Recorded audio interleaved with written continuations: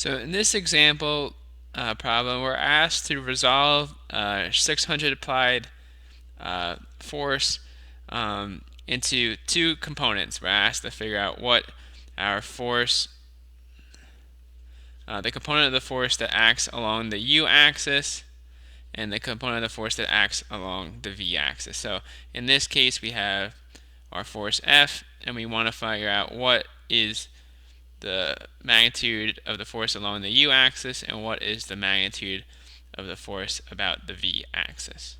Okay, so this is a type B problem. So we're going to follow the analysis procedure we had on the last page. So the first thing we're going to do, or our first step, would be is that we're going to draw. We're going to use the parallelogram law to create a triangle using our 600-pound force. Okay, so the first thing we're going to do is we're going to draw our force F. All right, so this would be our 600-pound force. All right, then what we would do is we would draw our two axes u and v. So we're going to draw axis u first. All right, so we're going to draw that from the tip of or the tail of our force. All right, and then we're going to draw from the tail or the tip of our force. We're going to draw axis a line that's parallel with axis v.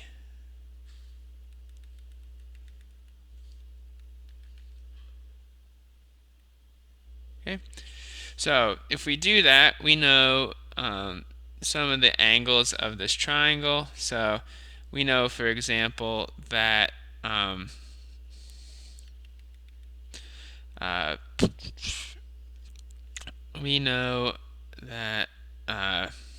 axis u is 30 degrees from axis F, and we know that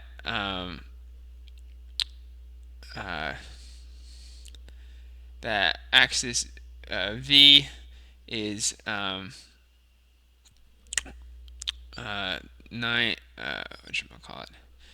60 degrees from the force vector here. So 30 plus 30 degrees is 60 degrees, and we know that along a line the total amount of degrees along a line is 180 degrees, so we know that this interior angle of the triangle should be 120 degrees, and then we know that all the interior angles of a triangle have to add up to 180 degrees, so we can get the last part of our triangle would be 30 degrees. Okay, so once we have our triangle, what we're going to do is we're going to draw the direction of vectors fu and fv, so that fu plus fv would equal our total magnitude f. So if we do that, you will have our force that goes along the u-axis, and then we'll have our force that goes about the v-axis. Okay, so the last step here is we can use trigonometry to determine what is so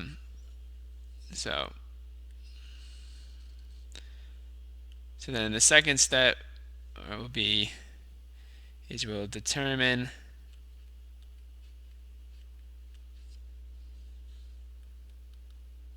the magnitude of fu and the magnitude of fv using the law of sines.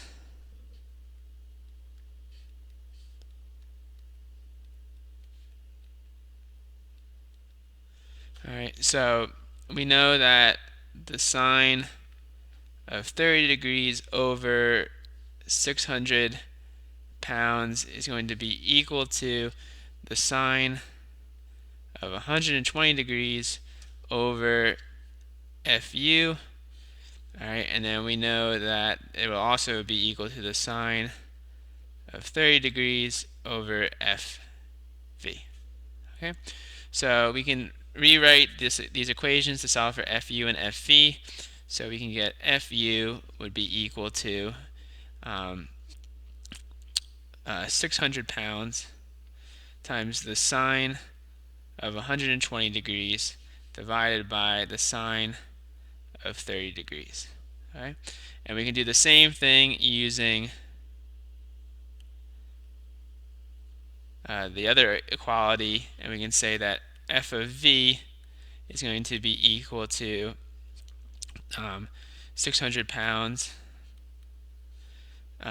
times the sine of 30 degrees divided by the sine of 30 degrees. So that's just going to be equal to 600. F of v is just going to be equal to 600 pounds. All right. So the sine of 30 degrees is equal to 1/2, and the sine of 120 degrees is the same thing as the sine of 60 degrees, which is radical 3 over 2. So it would just be equal to 600 pounds times radical 3, which is equal to approximately 1,040 pounds. Okay. So just to recap this problem, the first step we did is we used the parallelogram law to draw out this triangle that represents this vector algebra equation that we stated at the very beginning of the problem. So once we had this this triangle drawn, we knew the length of one of the sides, and we knew all three interior angles. We could then apply the law of sines to determine our two unknown sides of our triangle, which represent the magnitude of the force that goes along the u-axis, the magnitude of the force along the v-axis, and then you just have to do some simple algebraic manipulation to get the magnitude of the forces along the u-axis and along the v-axis.